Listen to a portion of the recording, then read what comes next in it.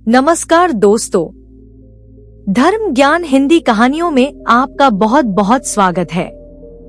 दोस्तों, आज की हमारी यह कहानी एक सच्ची घटना पर आधारित है। आप सबको कहानी अच्छी लगे तो वीडियो को लाइक करके हमारे चैनल को सब्सक्राइब भी जरूर कर लें। बुंदेलखंड में ओरछा नामक एक पुराना राज्य है। एक समय ओरछे के राजा जुझार सिंह हुआ करते थे। राजा जुझार सिंह बड़े ही वीर, साहसी और बुद्धिमान थे।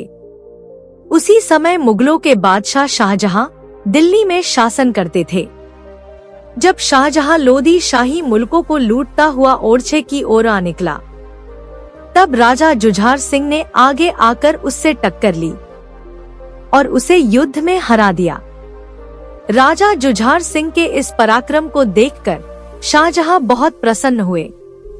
उन्होंने तुरंत ही राजा जुझार सिंह को दक्षिण दिशा का शासन भार सौंप दिया। दूसरे दिन राजा जुझार सिंह की जीत की खुशी में ओरछे में बड़ा आनंद समारोह मनाया गया। शाहजहां के शाही दूत बहुत से तोहफे और सनद लेकर राजा जुझार सिंह के पास आए। जुझार सिंह को बड़े बड़े काम करने का अवसर मिला। सफर की तैयारियां होने लगी। तब राजा ने अपने छोटे भाई हरदौल सिंह को बुलाकर कहा, देखो भैया, मैं तो युद्ध के लिए जा रहा हूँ। मेरे वापस लौटने तक यह राजपाट सब तुम्हारे ही सुपुर्द है। मेरी गैर हाजिरी में तुम्हें ही राज्य का कारभार संभालना होगा और इस राज्य की प्रजा को अपने न्याय का विश्वास भी दिलाना होगा। यह कहकर उन्होंने अपनी पगड़ी उतारी और अपने छोटे भाई हरदौल सिंह के सिर पर रख दी। हरदौल रोता हुआ उनके पैरों से लिपट गया। इसके बाद राजा अपनी रानी से विदा होने के लिए रणवास में आए। रानी दरवाजे पर खड़ी रो रही थी।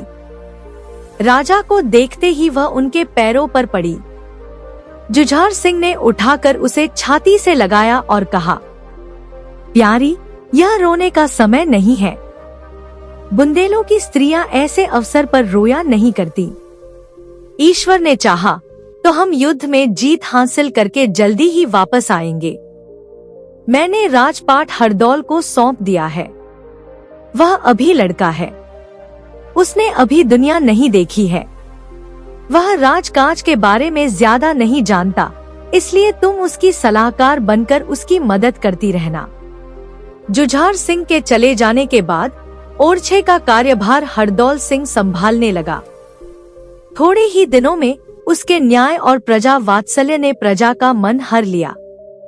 वह ऐसा हंसमुख और मधुर भाषी था कि उससे जो बातें कर लेता वह जीवन भर उसका भक्त बना रहता।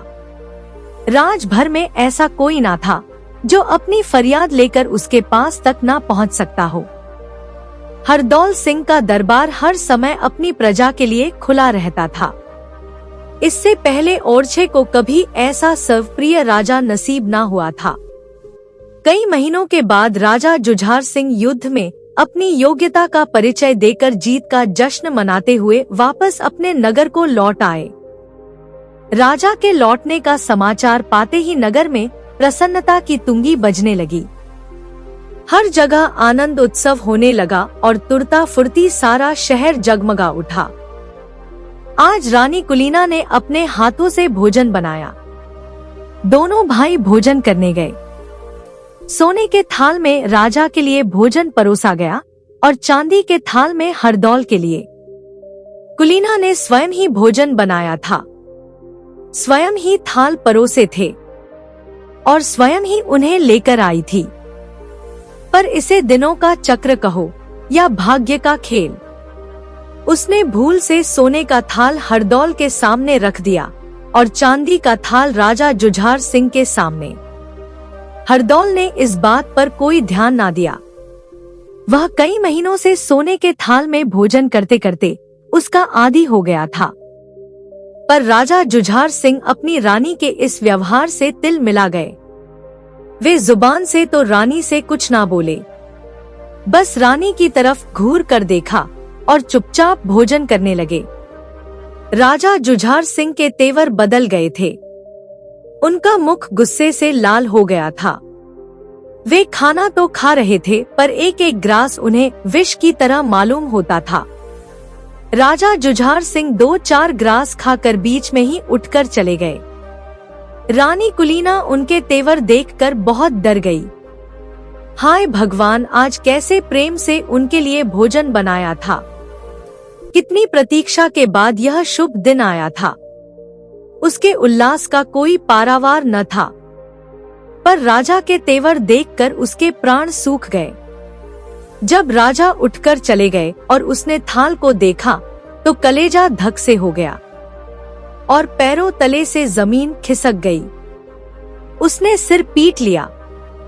हे ईश्वर, आज रात कुशलता पूर्वक कटे, मुझे शकुन अच्छे दिखाई नहीं देते। हे गिरधारी, आज मेरी लाज बचा लेना। यह तो मुझसे अनजाने में ही घोर अपराध हो गया। मैं अपनी इस भूल के लिए महाराज से क्षमा मांग लूंगी। ऐसा सोचकर रानी कुलीना महाराज के कक्ष की तरफ बढ़ी। रानी के पैर आगे को बढ़ रहे थे और महाराज के क्रोध का डर बढ़ते कदमों को पीछे की ओर खींच रहा था। रानी कुलीना डरी सहमी सी राजा के कक्ष के बाहर ही रुक गई। राजा जुझार सिंह गुस्से से बोले, बाहर क्यों खड़ी हो कुलीना, भीतर क्यों नहीं आ जाती? कुलीना ने जी कड़ा करके कहा, कैसे आऊं महाराज, मैं अपनी जगह क्रोध को बैठा हुआ पाती हूँ। जुझार सिंह, यह क्यों नहीं कहती कि तुम्हारा मन ही दोषी है? कुलीना, निस्संदेह मुझसे अपराध हुआ है महाराज, पर एक अबला आपसे क्षमा का दान मांगती है। जुझार सिंह, पहले तुम्हें इसका प्रायश्चित करना होगा। कुलीना, क्यों कर महाराज, इस दासी को आज्ञा दीजिए। जुझार सिंह, हरदौल के खून से। कुलीना सिर से पैर तक कांप गई और बोली, क्या इसलिए कि आज मेरी भूल से जोनार के थालों में उलटफेर हो गया? जुझार सिंह, नहीं, इसलिए कि तुम्हारे प्रेम में हरदौल ने उलटफेर कर दिया। जिस प्रकार आग की आंच से लोहा लाल हो जाता है, उसी प्रकार रानी कुलीना का मुंह गुस्से से लाल हो गया। क्रोध की अग्नि सद्भावों को भस्म कर देती है। प्रेम और प्रतिष्ठा, दया और न्याय सब जल के राख हो जाते हैं। एक पल के लिए रानी को ऐसा मालूम हुआ मानो दिल और दिमाग दोनों खौल रहे हैं। रानी का क्रोध पानी बनकर आंखों से बहने लगा। जिस हरदौल को वह अपने बेटे की तरह स्नेह करती है, आज अपने अस्तित्व की रक्षा के लिए उसी के खून से अपने हाथ रंगने पड़ेंगे। यह सोच सोचकर रानी का हृदय कांप रहा था। आंसुओं की धारा रुकने का नाम ना ले रही थी। रानी कुलीना ने किसी प्रकार अपने आप को संभाला और कक्ष में जाकर जुझार सिंह के पैरों में गिरकर विनती करने लगी, महाराज, मैं आपके संदेह को किस प्रकार दूर करूं? हरदौल आपका छोटा भाई है। मैंने उसे हमेशा अपना बेटा माना है। आप मुझे मेरे बेटे का कत्ल करने पर मजबूर ना कीजिए। आप हरदौल के बदले मेरे खून से अपनी शंका मिटा लीजिए। आप चाहें तो अभी अपनी तलवार से मेरा सर कलम कर दीजिए। पर हरदौल निर्दोष है। उस मासूम के प्राणों को बख्श दीजिए। आज एक माँ आपके सामने अपने बेटे के प्राणों की भीख मांगती है। भगवान के लिए कुछ दया दिखाइए महाराज। राजा जुझार सिंह गुस्से में उठ बैठे और बोले, मैं तिरिया चरित्र को अच्छे से जानता हूँ। बुजुर्गों ने सही कहा है, स्त्री का प्रेम पानी की धार की तरह होता है। जिस ओर ढाल पाता है उधर ही बह जाता है। कुलीना रोते हुए बोली, क्या आपके पास मेरे सत की परीक्षा लेने का कोई और उपाय नहीं है महाराज? जुझार सिंह, नहीं रानी, मेरे मन का भ्रम उसी समय निकलेगा जिस समय इस महल से हरदौल की लाश निकलेगी। तुम्हें कल हरदौल के खाने में जहर मिलाकर खिलाना होगा। अगर तुम्हारा पतिव्रत धर्म सच्चा है तो तुम्हें यह कार्य करने में जरा भी संकोच नहीं होना चाहिए। और अगर तुमने ऐसा नहीं किया तो मैं परसों का सूर्य उदय नहीं देखूंगा। यह सुनकर कुलीना का हृदय तार तार हो गया। आंखों के आगे अंधेरा छा गया। धर्म संकट में पड़ी कुलीना अपने भाग्य को कोसने लगी। जिस हरदौल को उसने सदैव अपना बेटा माना था, आज अपने अस्तित्व की रक्षा के लिए मुझे उसी की बलि देनी होगी। नहीं नहीं, मैं यह अपराध नहीं कर सकती। यह घोर पाप मुझसे ना होगा। अगले ही पल ख्याल आया, अगर मैंने ऐसा नहीं किया तो महाराज अपने प्राणों की आहुति दे देंगे। मेरे चरित्र पर फिर भी उंगलियां उठेंगी। मुझे अपने सतीत्व को बचाने के लिए यह अनैतिक अपराध करना ही पड़ेगा। हारकर कुलीना हरदौल को जहर खिलाने के लिए तैयार हो गई। अगले दिन जुझार सिंह ने कुलीना को एक जहर की पुड़िया लाकर दे दी।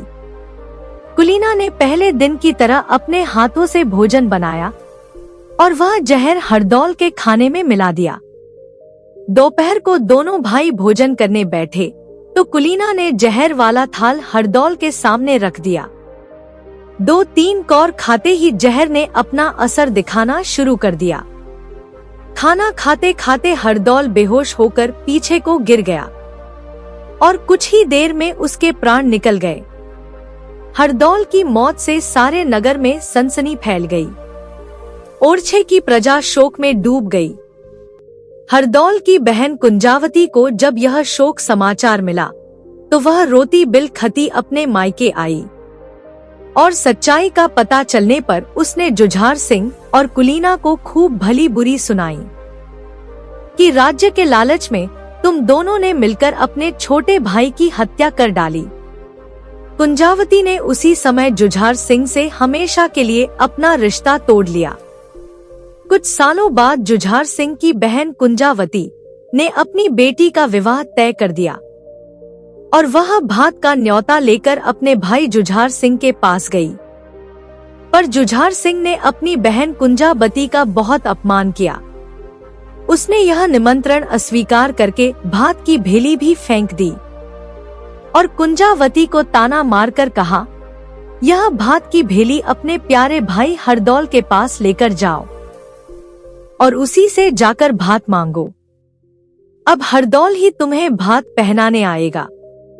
कुंजावती अपने बड़े भाई के इस बर्ताव पर फूट फूट कर रोई। उसने वह भात की भेली उठाई और उसे लेकर रोते रोते हरदौल सिंह की समाधि के पास पहुंच गई।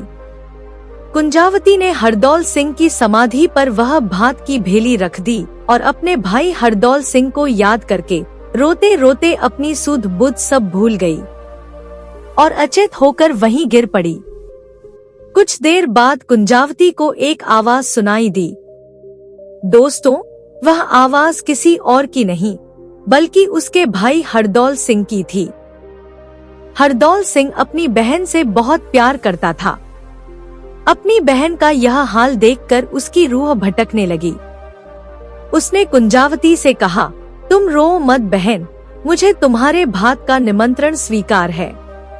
तुम निश्चिंत होकर अपने ससुराल जाओ और शादी की तैयारियां करो।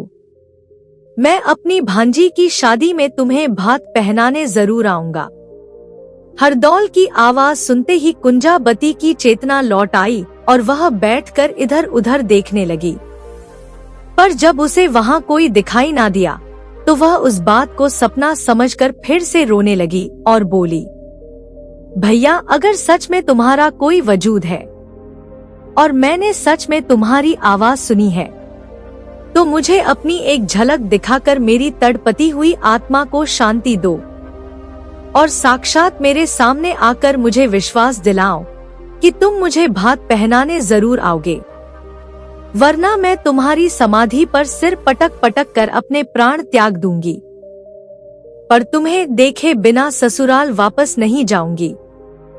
उसी समय हरदौल की आत्मा साक्षात रूप में अपनी बहन कुंजावती के सामने प्रकट हुई और कुंजावती से शादी में आने का वादा करके अलोप हो गई।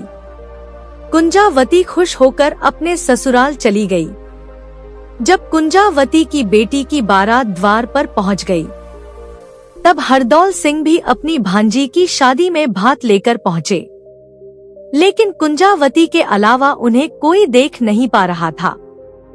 भात को देखकर शादी में उपस्थित सभी लोग आश्चर्यचकित हो गए।